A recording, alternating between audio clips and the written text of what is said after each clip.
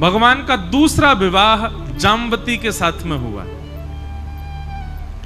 एक सत्राजित नाम का यादव रहता था द्वारिका में, उसके पास एक मणि थी, उसका नाम था सत्राजित मणि, सिमंतक मणि। सिमंतक मणि की योग्यता थी कि वो हजारों किलो सोना, उसकी 6-7 घंटे पूजा करो तो हजारों किलो सोना आता था उस मणि की कृपा से घर में पर दिन। भगवान को जब ये बात पता चली तो भगवान बोले अकेला आदमी इतने सोने का क्या करेगा। तो भगवान ने जाकर के एक प्रस्ताव रखा, सत्राजित से कहा मणि तुम द्वारिका के कार्यालय में दे दो, इससे जितना भी धन होगा उससे हम द्वारिका के लोगों का कर क्षमा कर देंगे, टैक्स फ्री कर देंगे द्वारिका को। द्वारिका में फिर जो कुछ भी होगा उसी धन से होगा। और रही बात तुम्हारी मणि है तो तुम जितना कहोगे हम तुमको उतना दे दिया करेंगे। भगवान की बात भी सही थी, लेकिन सत्राजित बोला कि नहीं, मेरी मणि है, जितना धन आएगा सब मेरा है, मैं किसी को नहीं दूंगा।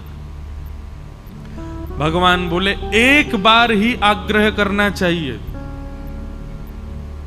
चाहे भाई से करो, चाहे मित्र से करो, चाहे बच्चों से करो, चाहे पत्नी से करो, आग्रह केवल एक बार करो, 2 बार नहीं।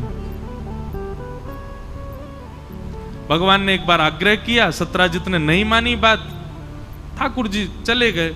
लेकिन वही बात है, कई बार समय ऐसा हो जाता है कि आपने कोई गड़बड़ी नहीं करी लेकिन फिर भी समय की वजह से सारा आरोप आपके ऊपर आ जाता है। बहुत ध्यान से सुनिएगा, आज की जो कथा है ना, ये हम सब गृहस्थियों के जीवन के लिए कथा बता रहे हैं ठाकुर जी। अब ठाकुर जी ने क्या किया, मणि मांगी, मणि उसने नहीं दी। 3 दिन बाद सत्राजित का छोटा भाई प्रसेन वो मणि पहन करके कहीं गया, सबको दिखाता हुआ जा रहा था। वन में जैसे गया, शेर ने मार करके उसकी मणि अपने पास रख ली। शेर को एक भालू ने मार दिया, भालू मणि लेकर के चला गया। 5 दिन तक प्रसेन लौट करके नहीं आया तो सत्राजित ने भगवान पर आरोप लगा दिया कि ये मणि मांगने आए थे, मैंने देने से मना कर दिया, तो मेरे भाई को इन्होंने बंदी बना करके मणि चुरा ली।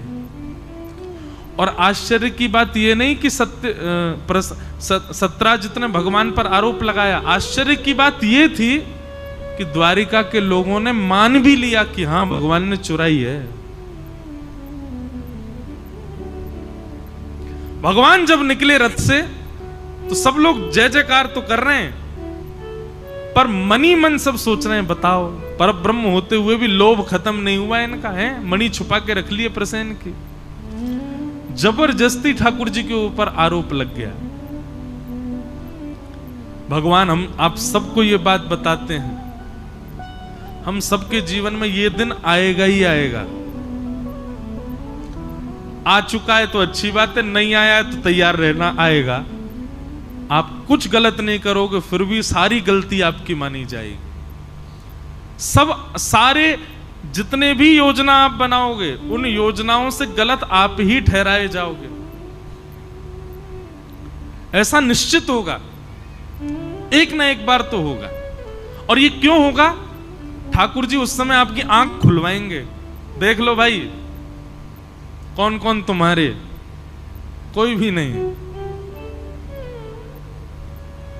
सभी तुम्हारे विरोधी हो जाएंगे। भगवान बोले द्वारिका के लोगों को बसाया मैंने, द्वारिका के लोगों को खिलाता मैं हूं, द्वारिका के लोगों की रोजी रोटी मेरे से है, द्वारिका में जितने लोग रहते हैं इनका घर मैंने बनवा के दिया, इन लोगों को जरासंध के युद्ध से बचा करके मैं द्वारिका लेकर के आया। और आज एक व्यक्ति की गलत बात सुनकर के इन्होंने यह भी विचार नहीं किया कि नहीं एक बार पूछ तो लें कि भगवान ने ऐसा किया है कि नहीं, बिना पूछे आक्षेप लगा दिया। यह है संसार। यहां भगवान को नहीं छोड़ा गया तो हम तो इंसान हैं, कैसे बच जाओगे आप? इसलिए तैयार रहो। मैं एक बात कथा में कहा करता हूं कि समुद्र मंथन हुआ था, पृथ्वी का जब मंथन किया गया अमृत निकला, पर विष भी तो निकला था। अमृत क्या है? प्रेम, अमृत क्या है? सम्मान, अमृत क्या है? स्नेह। और विष क्या है? अपमान। विष क्या है? अश्रद्धा। विष क्या है? आपके प्रति अविश्वास। तो जब अमृत पीने का शौक है तो विष पीने की भी योग्यता रखो। आज बहुत सम्मान यदि मुझे मिल रहा है तो मैं इस बात के लिए भी तैयार हूं कि कल को असम्मान भी हो सकता है। आज बहुत प्रेम मिल रहा है तो कल को क्रोध भी सहना पड़ सकता है सबका, और ये जीवन में आएगा सबके।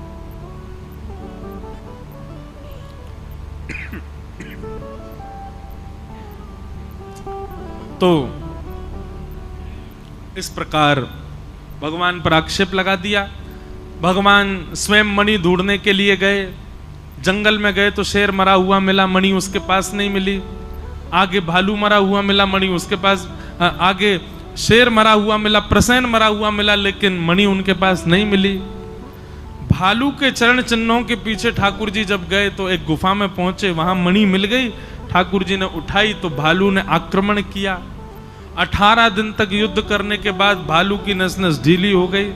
वो कोई भालू नहीं था सामान्य, साक्षात जामवंत जी थे।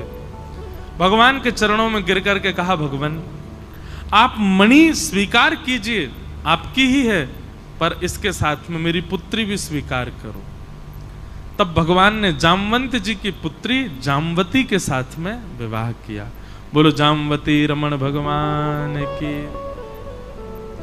जामवती के साथ ठाकुर जी का दूसरा विवाह हुआ। तीसरा विवाह ठाकुर जी का सत्यभामा के साथ हुआ। अब पता सत्यभामा कौन है? जिसने भगवान पर मणि चुराने का आरोप लगाया उसी की बेटी है सत्यभामा, सत्राजित की बेटी। अब हुआ ऐसा कि भगवान जब मणि लेकर के वापस आए और सबको दिखा दिया, जामवती ने गवाही दे दी कि भगवान के पास मणि नहीं थी, मणि तो ऐसे ऐसे हमारे पास आ गई थी। तो द्वारिका के लोगों ने भगवान को पहले गरिया रहे थे, अब सत्राजित को गालियां देने लगे। अरे तेने हमारे भगवान पर आरोप लगाया। सत्राजित की ऐसी स्थिति कर दी कि वो घर से बाहर ही नहीं निकल पा रहा। तब सत्राजित ने विचार किया मैं क्या करूं।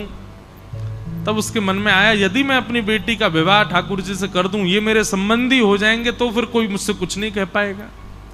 सत्यभामा बचपन से ही ठाकुर जी को वर्ण करना चाहती थी, पर सत्राजित नहीं चाहता था कि इसका भगवान से ब्याह हो।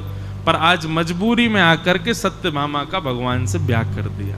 बोलो सत्यभामा रमण भगवान की। रुक्मणी रमण, जामवती रमण, सत्यभामा रमण,